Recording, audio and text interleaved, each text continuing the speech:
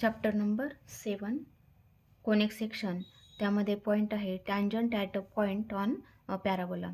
Tangent at a point on a parabola काय म्हटलेले, find the equation of tangent to the parabola y² equal to 4ax at the point p in bracket x1 y1 on it, hence obtain the equation of tangent at point p in bracket t. म्हणजे in parametric फॉर्ममध्ये आपल्याला equation टँजंटचं काढायचं आहे. तर काय म्हटले, याचं solution पाहू आपण. इक्वेशन ऑफ टँजंट काढायचं आहे आणि पॅराबोला आहे. पॅराबोला कोणत्या फॉर्ममध्ये, स्टँडर्ड फॉर्ममध्ये, म्हणजेच तो अशा फॉर्ममध्ये आपल्याला पॅराबोला दिलेला आहे. आपल्याला इक्वेशन ऑफ टँजंट काढायचं आहे, म्हणजेच ह्या फॉर्ममध्ये इक्वेशन ऑफ टँजंट आपल्याला काढायचं. ही लाईन कोणती काढली, टँजंट लाईन. ही आहे tangent line at point P. पीचे coordinate x y. P having coordinate x1 y1 म्हणूयात आपण. P having coordinate x1 y1 lies on parabola. मग आता या ठिकाणी आपल्याला काय करावं लागेल, स्लोप आपल्याला फाइंड करावा लागेल टँजंट लाईनचा. म्हणजे स्लोप कसा काढायचं, मग आता y² इक्वल टू किती दिलं, 4ax. याचं आपण डेरिव्हेटिव्ह काढलं. Differentiate on both sides with respect to x on both sides. आणि देअरफॉर याचं डेरिव्हेटिव्ह किती येईल, मग derivative of y² with respect to x म्हणजेच 2y dy/dx इक्वल टू 4axचं derivative with respect to x ते किती येईल, 4a येईल. आणि therefore dy/dx equal to 4a divided by 2y, म्हणजेच 2ने डिवाइड केलं तर 2a डिवायडेड बाय y असं येईल. Therefore dy/dx at point x1 y1. dy/dx म्हणजे त्या टँजंट लाईनचा स्लोप आहे. dy/dx ही स्लोप ऑफ टँजंट लाईन. आणि therefore at point x1 y1 म्हणजे या टँजंट लाईनचा slope at point x1 y1 तो काय किती येतो, 2a डिवायडेड बाय yची व्हॅल्यू किती टाकावं लागेल, y1 is the slope of tangent line. And tangent line passing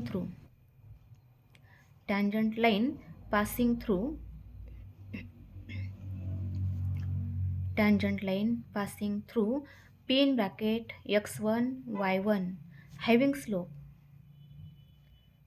slope. मग ह्या टँजंट लाईनचा स्लोप किती आला, 2a डिवायडेड बाय y1. आणि देअरफॉर इक्वेशन ऑफ लाईन म्हणजेच line passing through x1 y1 having slope is m. तर formula काय असतो, y minus y1 equal to m in bracket x minus x1. म्हणजेच किती मिळेल, y minus y1 equal to mची value आहे 2a upon y1 multiply x minus x1. ह्या फॉर्ममध्ये आपल्याला टँजंटचं इक्वेशन लिहिता येईल. आणि therefore multiplying y1 on both sides we get y1 minus y1 square equal to 2ax minus 2ax1. म्हणजे 2a ने आपण ब्रॅकेटला मल्टिप्लाय केलं x आणि x1ला. आणि therefore y1 equal to 2ax minus 2ax1 plus y1 square that is.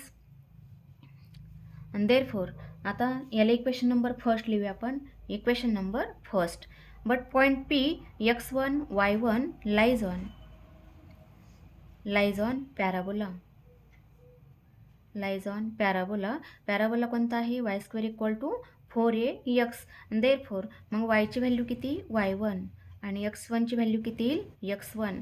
मग put this value y1 square, put value of y1 square in equation first. Put in first. मग फर्स्टमध्ये जर ही value टाकली तर काय लिहिता येईल आपल्याला पुढची स्टेप. तर पुढची स्टेप पहा, y1 स्क्वेअर इक्वल टू किती मिळतं, 4ax1. ही व्हॅल्यू आपल्याला कुठे टाकायची आहे, फर्स्टमध्ये. मग फर्स्टमध्ये टाकायची आहे तर फर्स्ट इक्वेशन पहा काय दिलेलं आहे, इथे आहे पहा y1 equal to 2ax minus 2ax1 plus y1 स्क्वेअरची व्हॅल्यू आहे 4ax1. Therefore equal to minus 2ax1 plus 4ax1 म्हणजे किती येईल, प्लस 2ax1 येईल. आणि therefore equal to 2a in bracket x plus x1 is the equation of tangent.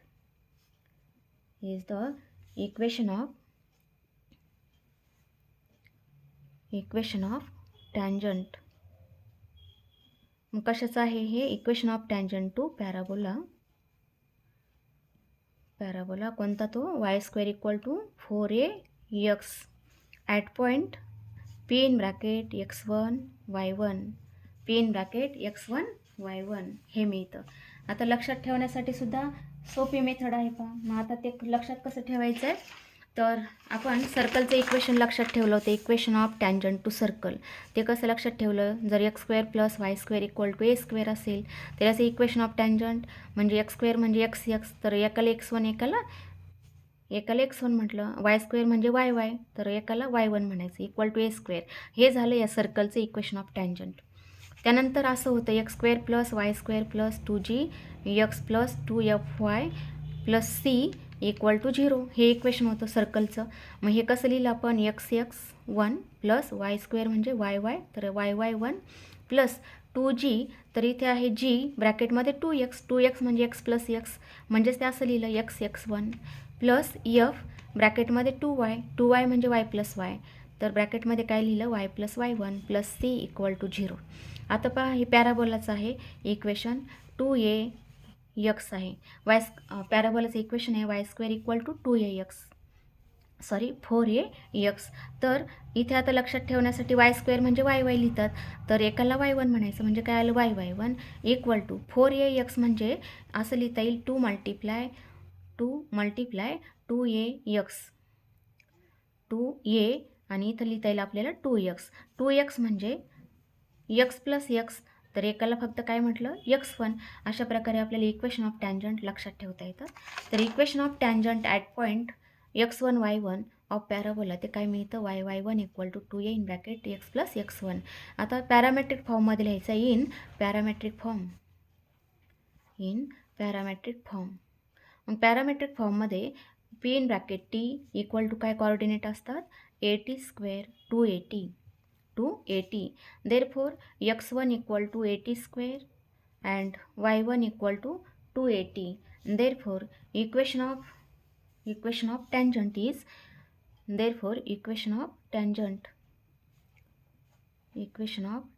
ते काय मिळतं मग y1 ची value 2at equal to 2a x plus x1 ची व्हॅल्यू at² आहे. देअरफोर इथे किती मिळतं 2ayt equal to 2ax plus at². Therefore दोन्ही साईडला 2a आहे कॅन्सल होईल म्हणजेच दोन्ही साईडला 2a ने डिवाइड केलं तर काय मिळतं yt equal to x plus at² is the equation of tangent in parametric form. Equation of tangent in parametric form.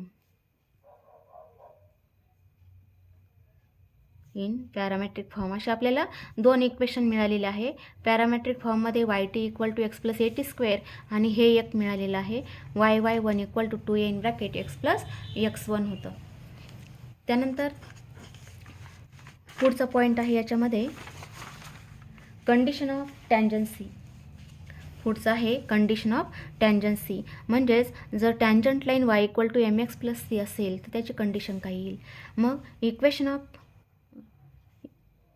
Solution पाहायचं काय म्हटलेलं आहे to find the equation of condition that the line y equal to mx plus c is tangent to the parabola y² equal to 4ax also find the point of contact. मग equation of parabola काय दिलेलं आहे, equation of parabola is y² equal to 4ax and p in bracket x1 y1 lies on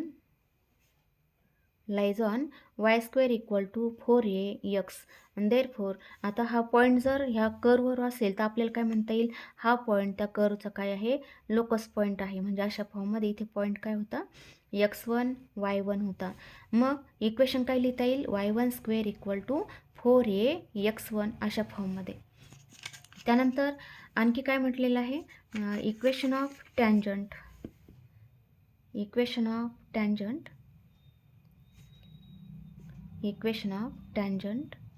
to parabola ते काय होतं मग y² equal to 4ax. जर असा पॅराबोला असेल तर इक्वेशन ऑफ टॅन्जंट काय येतं y1 equal to 2a in bracket x plus x1 म्हणजेच y1 इक्वल टू काय येईल 2ax plus 2ax1 y1 equal to 2ax plus 2ax1 हे काय आहे इक्वेशन ऑफ टॅन्जंट आहे. ऑल्सो याला नंबर फर्स्ट लिहू आपण किंवा हे नंबर फर्स्ट हे नंबर सेकंड. आणखी equation of tangent equation of line ती कोणत्या फॉर्ममध्ये आहे y equal to mx plus c ह्या फॉर्ममध्ये आहे. याला नंबर थर्ड लिहू. मग दोन्ही पण इक्वेशन हे आणि हे दोन्ही पण कशाचे आहेत इक्वेशन ऑफ टॅन्जंट आहेत. दोन्ही पण टॅन्जंट म्हणजे ती एक लाईन आहे त्या लाईनचं इक्वेशन ह्या फॉर्ममध्ये दिलेलं आहे आणि आणखी त्याच लाईनचं इक्वेशन ह्या फॉर्ममध्ये पण दिलेलं आहे. म्हणजे ही जी टॅन्जंट लाईन आहे याच्या आपल्याला दोन इक्वेशन दिलेले आहेत हे वेगवेगळ्या फॉर्ममध्ये. मग कम्पेअर केलं आपण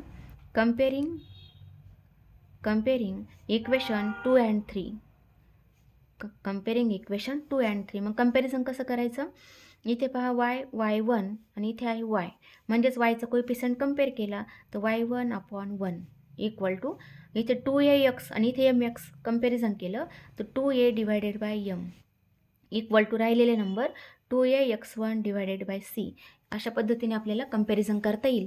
आणि कंपॅरिझन केलं की मग यावरून पहा y1ची व्हॅल्यू किती येते y1 इक्वल टू 2a/m येईल आणि ही व्हॅल्यू कंपेअर केली तर x1ची value therefore x1 equal to फक्त हे दोन शेवटचे कंपेअर केले तर 2a कॅन्सल होईल सारखा न्यूमरेटरला आहे म्हणजे 2a कॅन्सल झालं किती आलं मग x1 equal to c/m x1 equal to c/m येईल. आणि देअरफॉर पॉईंट ऑफ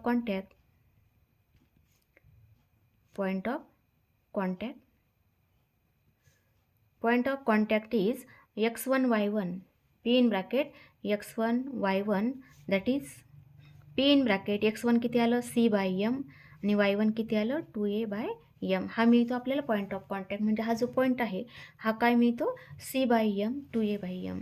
आणि हा जो पॉईंट आहे p x1 y1 lies on parabola. आता इथे लिहिलं आपण लाईज ऑन पॅराबोला म्हणजे इक्वेशन काय येतं देअरफॉर पुट व्हॅल्यूज ऑफ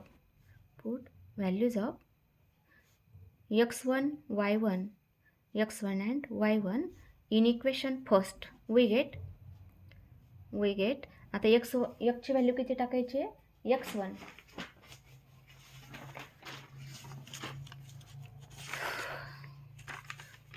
तर पहा इथपर्यंत आलं होतं. Put values of x1 y1 equation आलं होतं y1² इक्वल टू 4ax1 हे होतं इक्वेशन फर्स्ट. याच्यामध्ये आपण x1ची व्हॅल्यू टाकू. x1 किती आलं होतं c/m आणि y1 होतं 2a/m होतं. तर ही y1ची व्हॅल्यू स्क्वेअर इक्वल टू 4ax1ची व्हॅल्यू c/m आणि therefore equal to 4a² divided by m square equal to 4ac/m. Therefore तर दोन्ही साईडला m आहे कॅन्सल होईल दोन्ही साईडला 4a आहे कॅन्सल होईल किती राहिलं a/m equal to c. Therefore c equal to a/m is the condition of टॅन्जन्सी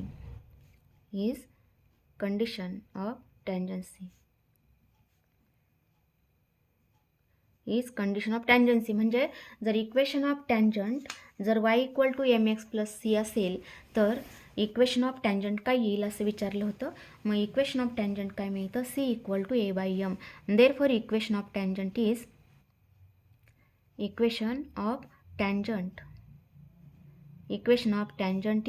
y equal to mx plus c होतं तर c ची व्हॅल्यू आलेली आहे a/m is the equation of tangent in slope form. आता जे होतं इक्वेशन ऑफ टॅन्जंट ते coordinate फॉर्ममध्ये होतं म्हणजेच y1 equal to 2a in bracket x plus x1 ते जे इक्वेशन आहे ते ॲट पॉईंट असेल तर यूज केलं जातं. आणि y equal to mx plus a/m हा जर टॅन्जंट लाईनवर हा जर आउटसाईडला पॉईंट असेल म्हणजेच जर अशा फॉर्ममध्ये हे जे इक्वेशन आहे हे ह्या फॉर्ममध्ये यूज केलं जातं. जर इक्वेशन ऑफ पॅराबोला म्हणजे असं जर पॅराबोला असेल आणि ही टॅन्जंट लाईन जर असेल तर हा पॉईंट इथे कुठेतरी असतो म्हणजेच ह्या लाईनचं इक्वेशन हा पॉईंट इथे कोऑर्डिनेट याचे x1 y1 आणि ह्या टँजंटचं आपल्याला स्लोप माहिती असतो, म्हणजे m is the slope of tangent line, then equation is y equal to m x plus a by m. आणि जर हा टचिंग पॉईंट जर माहीत असेल तर इक्वेशन काय, y y one equal to 2a in bracket x plus x1. अशा फॉर्ममध्ये आपल्याला एक्झाम्पलमध्ये ते यूज करावे लागतात. मॅट पॉईंट असेल तर कोणता, y y one equal to 2a in bracket x plus x1. आणि फ्रॉम पॉईंट म्हटलं तर y equal to m x plus a by m. म्हणजेच हे जे इक्वेशन आहे हे आहे from point, equation of tangent from point P, from point P x1 y1. आणि हे जे होतं, हे जे इक्वेशन आहे हे कोणतं आहे, equation of tangent at point P. ह्या फॉर्ममध्ये हे इक्वेशन होतं आणि हे नंतरचं आलेलं आहे फ्रॉम पॉईंट पी. तर पुढचा पॉईंट आहे tangent from a point to a parabola. Tangent from a point to a parabola. In general, two tangents can be drawn to a parabola y square equal to 4ax from any point in its plane. तर दोन tangent आपल्याला काढता येतात. तर equation of tangent हे काय होतं, equation of tangent to parabola हे काय होतं, Y square equal to 4ax. हा जर पॅराबोला असेल तर इक्वेशन ऑफ टँजंट काय येतं, y equal to m x plus a by m. From पॉईंटचं फ्रॉम एनी पॉईंट म्हटलेलं आहे, म्हणून फ्रॉम पॉईंट असेल तर हे इक्वेशन आपण घेतलेलं आहे, y equal to m x plus a by m. And point P किंवा धिस टँजंट लाईन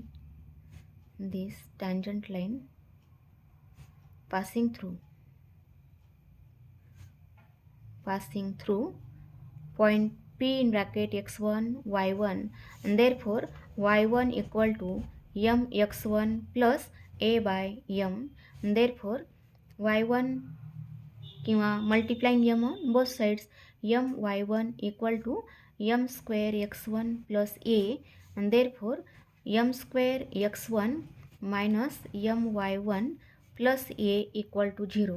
अशा फॉर्ममध्ये आपल्याला हे इक्वेशन लिहिता येतं. Is quadratic equation in m, is quadratic equation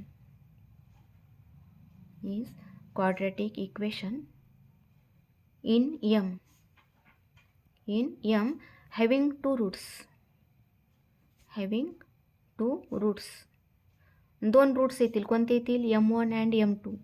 म्हणजेच m1 and m2 are slopes of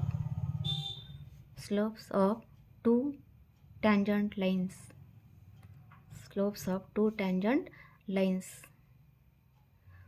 From P in bracket x1 y1. म्हणजेच tangent आपण कुठून काढले, फ्रॉम पॉईंट पी मधून. म्हणजे टँजंट्स हा पॅराबोलावर हा पॉईंट नसेल तर हा कुठे असेल, इथे कुठेतरी हा पॉईंट असेल. पहा, ह्या लाईनवर इथे कुठेतरी पॉईंट असतो. आणि मग इथे जर हा पॉईंट इथे नसेल तर इथे असेल px1 y1. आणि हे जर दोन्ही आपण अशा पद्धतीने दोन टँजंट ड्रॉ केल्या ह्या पॉईंटमधून जाणाऱ्या, तर पॅराबोलाला किती टँजंट काढता येतात, एका पॉईंटमधून दोन टँजंट काढता येतात. m1 and m2 are slopes of two tangents. Therefore, two tangents can be drawn.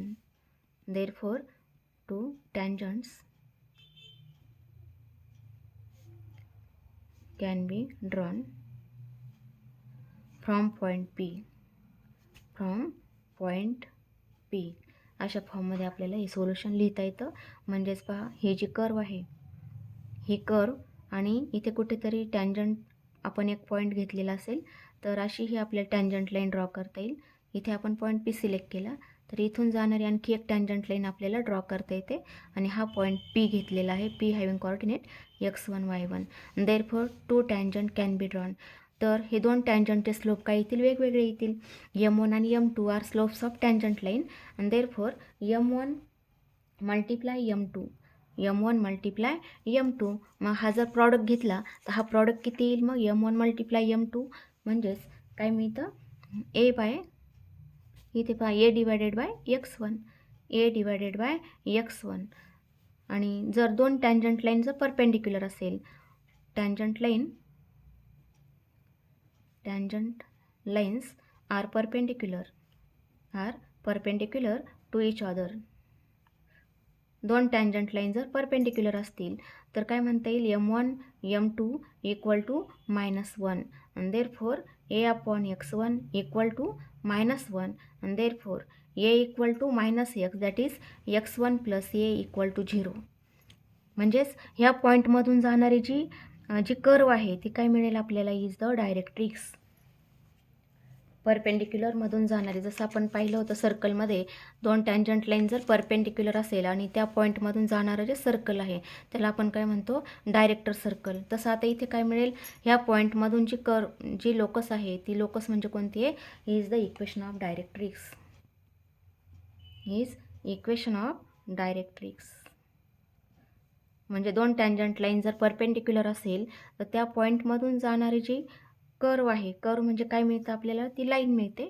ह्या पॉईंटमधून जाणारी आपल्याला ही लाईन मिळेल आणि ही लाईन कोणती आहे, डायरेक्ट्रिक्सची लाईन आहे.